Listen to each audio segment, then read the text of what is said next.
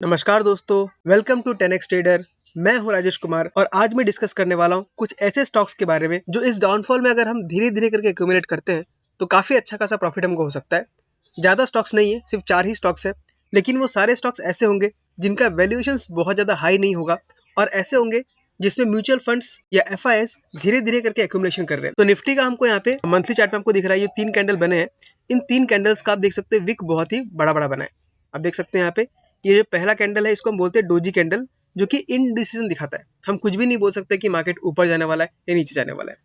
दूसरा कैंडल देखिए तो वो भी आपका लगभग डोजी कैंडल ही था, यानी ऊपर का विक काफी बड़ा है, नीचे का विक भी काफी बड़ा है। और जो तीसरा कैंडल है, ये जो करंट मंथ का जो कैंडल चल रहा है, ये मार्च का है, अभी मार्च महीना कंप्लीट नहीं हुआ है। अब देख सकते जिसका हाई जो इसने लगाया था, इसने 22,541 का लगाया था, लेकिन वहां से हमको अच्छा खासा सेलिंग प्रेशर आया और नीचे में आके भी क्लोजिंग इसने 22,000 पे दिया है। तो जहां तक मुझे लगता है इस बार का जो करेक्शन होगा वो निफ्टी में उतना ज्यादा नहीं होने वाला। ज्यादा करेक्शन होगा आपका होगा निफ्टी स्मॉल कैप्स में, क्योंकि जिस तरीके से आरबीआई सेबी सब पीछे पड़े हुए हैं और ये बोल रहे हैं कि रिस्क बहुत ज्यादा हो सकता है, या एनबीएफसी के पीछे भी आरबीआई पड़ी हुई है कि जो गोल्ड लोन दे रहे हैं या जिस टाइप की लेंडिंग चल रही है उसमें दिक्कत हो सकता है।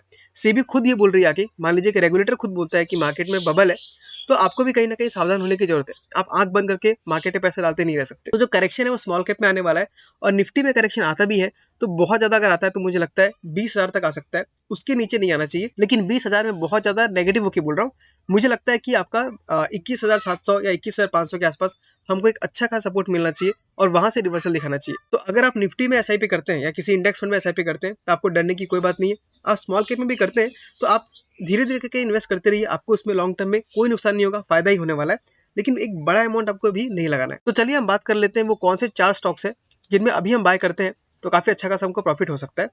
तो चलिए अपना पहला स्टॉक देख लेते हैं जिसका नाम है हिंदुस्तान पेट्रोलियम। अगर हम उसके नंबर्स को देखें तो आपको दिख रहा है कि प्राइस टू अर्निंग से 4 पे चल रहा है, यानी बहुत ही सस्ता वैल्यूएशन मिल रहा है। प्राइस टू बुक अगर देखें तो वो 2 टाइम्स है, जबकि सेक्टर का 1.98 है, तो काफी फेयरली वैल्यू लग रहा है हमको प्राइस टू बुक के बेसिस पे।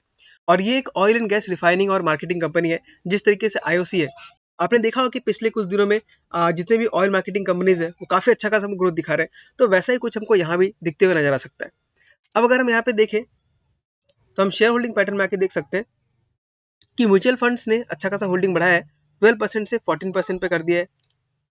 अदर डीआईएस का देखिए तो वो लगभग 7 to 8% का होल्ड कर रहे हैं, हल्का सा कम किया है लेकिन 7% भी काफी अच्छा खासा स्टेक है।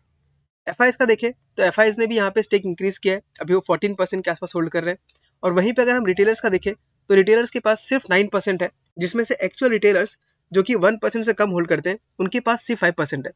और आपने ऐसा बार बार होते हुए देखा है कि जब भी फ्री फ्लोट कम होता है और स्टॉक का जब डिमांड आता है तो स्टॉक काफी ऊपर जा सकता है। तो हिंदुस्तान पेट्रोलियम ऐसा लगता है कि काफी अच्छा खासा ग्रोथ हमको दे सकता है, लेकिन हमको यहाँ पे धीरे धीरे करके एक्यूमुलेशन करना होगा।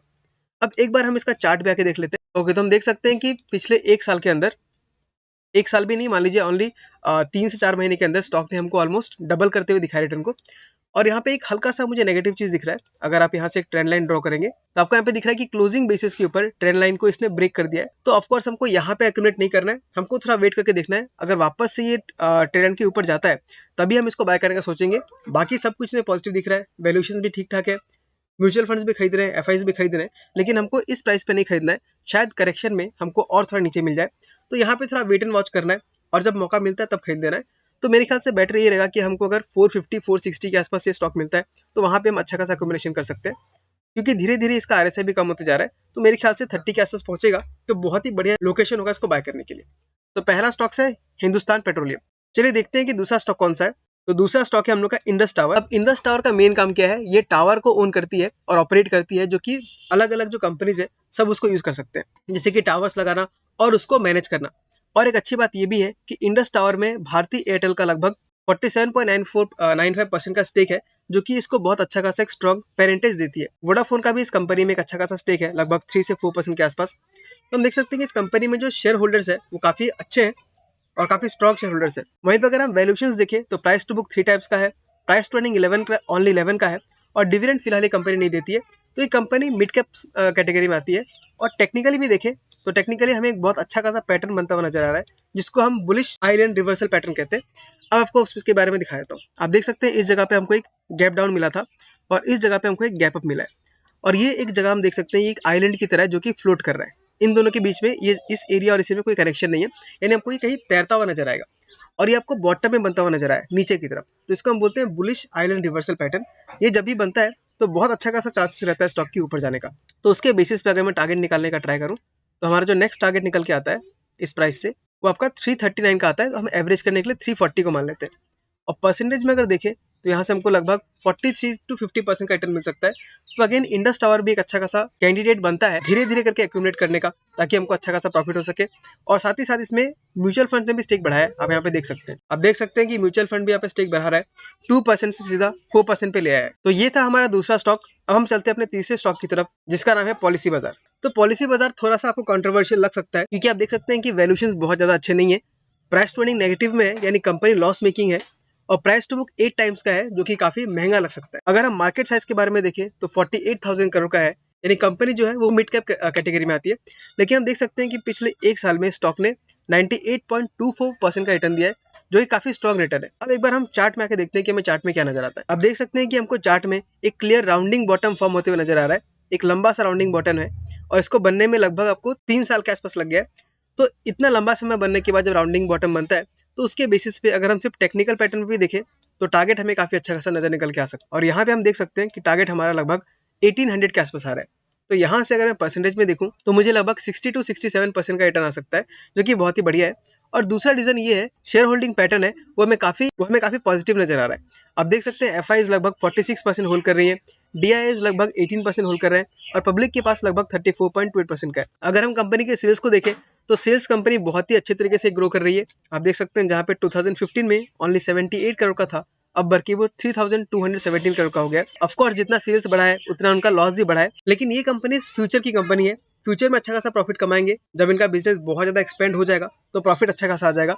तो इसलिए ये बहुत रिस्की स्टॉक है, इसमें अगर आपको इन्वेस्ट करना है तो काफी सोच समझ के करना होगा। मैंने स्टॉक को यहाँ पे इसलिए शेयर किया है क्योंकि इसमें जो एफआईएस जो है वो धीरे धीरे करके स्टेक इंक्रीज कर रहे हैं, और यहाँ पे हमको टेक्निकल चार्ट में भी एक अच्छा खासा पैटर्न बनते हुए नजर आ रहा है। चलिए हम लास्ट स्टॉक के बारे में देख लेते हैं, जिसका नाम है कल्याण ज्वेलर्स। और इसको लेके मैं बहुत ज्यादा पॉजिटिव हूँ, क्योंकि ये पूरा का पूरा सेगमेंट ही बहुत ज्यादा ग्रोथ कर रहा है। अब सेगमेंट क्योंकि बहुत ज्यादा ग्रोथ कर रहा है तो वैल्यूएशन आपको थोड़ा बहुत महंगा मिलेगा। प्राइस टू बुक आपको 11 टाइम्स का मिल रहा है, जो कि बहुत ज्यादा ओवर वैल्यूड है, और प्राइस टू अर्निंग आपको 75 टाइम्स का मिल रहा है। लेकिन अगर हम यहाँ पे चार्ट में देखेंगे तो चार्ट हमें क्लियर अप ट्रेंड दिखा रहा है। तो ये हमें क्लियर अप ट्रेंड दिखा रहा है, और आप देख सकते हैं इस ट्रेंड लाइन के ऊपर ही आके फिलहाल ये अटका हुआ है। तो यहाँ से एक अच्छा खासा हमको सपोर्ट मिल रहा है, क्योंकि स्टॉक जब भी इस लाइन के आसपास आ रहा है वो अच्छा खासा हमको मूव दिखा रहा है। आप देख सकते हैं जब भी इसके पास आ रहा है मूव दिखा रहा है, जब भी इसके पास आ रहा है हमें एक अप मूव बनते हुए नजर आ रहा है। तो स्टॉक क्योंकि क्लियर अप ट्रेंड में है, ट्रेंडिंग मार्केट है, और इसमें जो इन्वेस्टर्स है उनका इंटरेस्ट भी बढ़ रहा है। आप देख सकते हैं कल्याण ज्वेलर्स में जो म्यूचुअल फंड्स है उन्होंने अच्छा खासा स्टेक इंक्रीज किया है, लगभग 4% के आसपास वो होल्ड कर रहे हैं। अदर डीआईएस का देखें तो उन्होंने 1% का स्टॉक होल्ड कर रहे हैं। एफआईएस का देखें तो वो लगभग 26% का स्टेक होल्ड कर रहे हैं, और रिटेलर्स का देखें तो उनके पास सिर्फ 7% है। तो अगेन ये केस वैसा ही हो गया कि अगर फ्री फ्लोट कम है और डिमांड आता है तो स्टॉक काफी ऊपर जा सकता है। अगर हम इस कंपनी का मार्केट साइज भी देखें तो 40,000 करोड़ का है, यानी मिड कैप में आता है, तो स्टॉक उतना ज्यादा रिस्की भी नहीं है। बस एक ही हमको हल्का सा खतरा नजर आ रहा है कि इसका प्राइस टू बुक जो है काफी हाई हो चुका है, जबकि पूरे सेक्टर का 11 टाइम्स है। तो इस स्टॉक में हम ट्रेडिंग के लिए ले सकते हैं, लॉन्ग टर्म में इसको नहीं लेना है। जब तक आपको प्रॉफिट दे रहा है आपको उसमें राइड करना है, और जैसे ही ट्रेंड लाइन को ब्रेक करता है आपको वहां से एग्जिट ले लेना है। तो दोस्तों ये था फाइनल स्टॉक। हमने आज 4 स्टॉक्स के बारे में बात किया, जो कि इस गिरावट में अगर हम लेते हैं तो धीरे धीरे करके हमको अच्छा खासा प्रॉफिट हो सकता है। और रही बात मार्केट में गिरावट की, तो आपको उसको लेकर डरना नहीं है, क्योंकि मार्केट में हमेशा ऊपर उठते रहेगा ऐसा नहीं होता है। मार्केट कभी ऊपर उठेगा तो कभी नीचे भी आएगा। अगर आप 5-10% का डाउनफॉल नहीं देख सकते तो आप दुगना तिगना का रिटर्न भी नहीं देख पाएंगे, क्योंकि मार्केट का ये नेचर ही है, एक बार में हमको उठता हुआ नजर नहीं आएगा। आप देख सकते हैं मेरा पोर्टफोलियो है, और मेरे पोर्टफोलियो में आपको लगभग 20% का रिटर्न दिख रहा है, जबकि मेरा पोर्टफोलियो में लगभग 35% का रिटर्न था।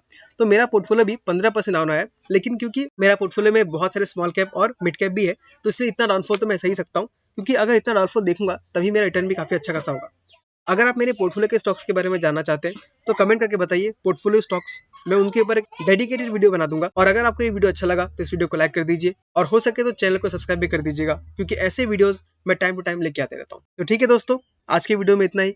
मिलते हैं अगले वीडियो में किसी अगले स्टॉक के साथ। तब तक के लिए tata bye bye, take care.